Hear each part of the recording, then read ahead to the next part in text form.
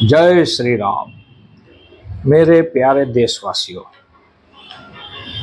आने वाला समय हम सबके लिए एक ऐसा समय आ रहा है कि जिसमें 2024 का ये चुनावी साल है।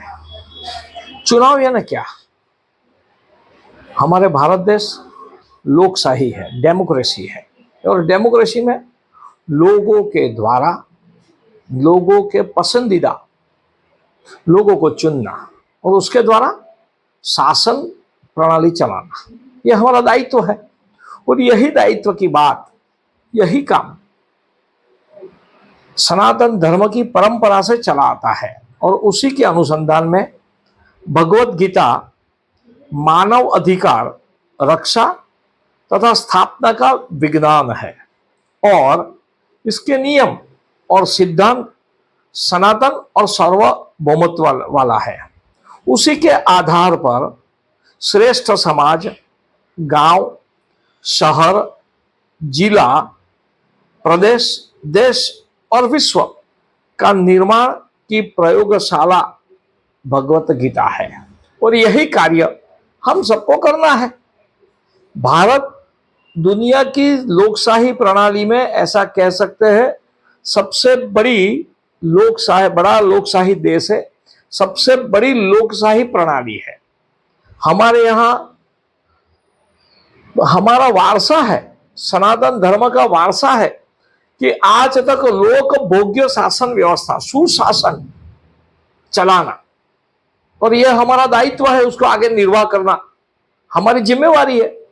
तो ये जिम्मेवारी कैसे निभाना, उसके अनुसंधान में ये जिम्मेवारी सिर्फ किसी को चुन के खत्म नहीं करनी है, मगर साथ साथ विश्व का ध्यान में रखते हुए, विश्व कुटुंबकम को समझते हुए भारतीय चरित्र निर्माण भी इससे होता है कि हमें हमारा देश का चरित्र क्या होगा। जिस प्रकार से हमने कोरोना में लोगों को मदद किया, पूरे विश्व को मदद की, हमारा चरित्र, हम इससे समझाते हैं दुनिया को कि यह हमारा चरित्र है।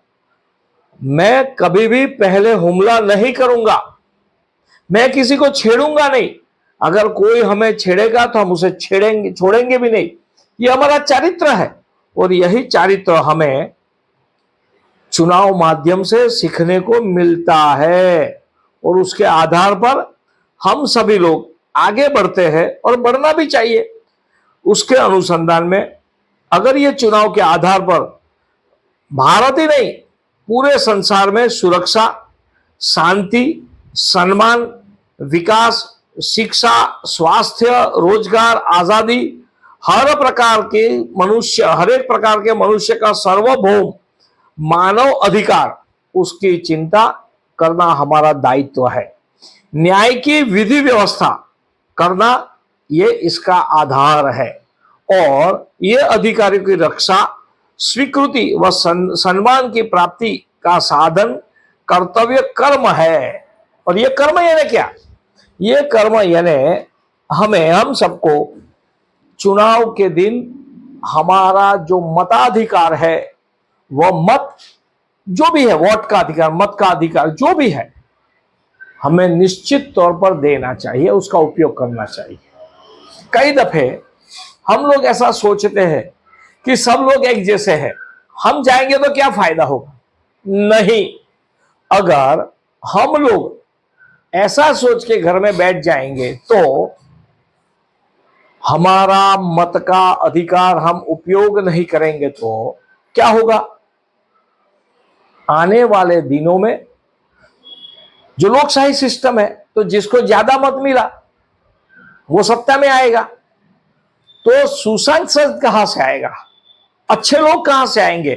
और चाणक्य जी ने कहा है कि सज्जनों की निष्क्रियता दुर्जनों की शक्ति बढ़ाती है। यानी अगर सज्जन लोग अपने मताधिकार का उपयोग नहीं करेंगे तो दुर्जन लोग सत्ता में बैठेंगे। हमने आजादी के बाद आज तक जो भी देखा है, पूरा भारत का जो कालखंड देखा है, वो कालखंड में जिस प्रकार से एक के बाद एक करप्शन, भ्रष्टाचार, सब चीज बाहर आई, क्यों आई, क्यों हुआ ये? हमने हमारा मत का यानी वोट का उपयोग नहीं किया, सही मायनों में नहीं किया, और हम कई लोग घर में बैठे रहे। तो ऐसे ही लोग चुन के आएंगे।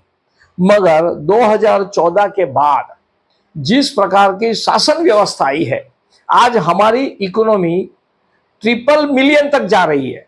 पहले नहीं थी क्या? पहले नहीं जाती थी क्या? मगर पहले हमने सोचा ही नहीं। आज की परिस्थिति में वैसे तो वास्तविकता में आजाद होने के बाद तुरंत हमारे जो भी शासक थे उनको सोचना था कि आने वाले 10 साल के बाद भारत को कैसा बनाना है। वो नहीं सोचा। मगर आज की स्थिति में बड़ा प्रधान नरेंद्र भाई मोदी अभी से 229 की चिंता कर रहे हैं। 2047 में भारत कैसा होगा उसकी चिंता कर रहे हैं। तो यही सोच यानी दिशा, सोचना, दृष्टि आगे की रखनी, मेरा भारत कैसा होगा वो चिंता करना, यही कर्तव्य है और यही हमारा बेसिक थीम है। भारत का जो दृष्टि बिंदु है विश्व के प्रति, मानव कल्याण के प्रति, जनो जन के प्रति, वो यही है कि हम दुनिया में किस प्रकार से आगे बढ़ेंगे, किस प्रकार से लोगों को सुरक्षा और सेवा दे पाएंगे, और यही काम मताधिकार से करना है। आओ हम सब हमारे मताधिकार का सही मायने में उपयोग करें और हमारा मत योग्य देवे, योग्य जगह पर दे और 100% मताधिकार का उपयोग करें।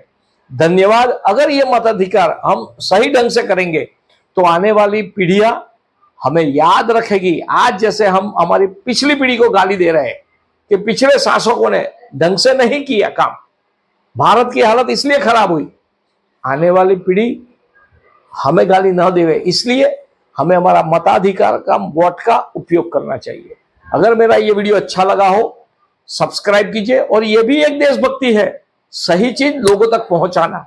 जय श्री राम।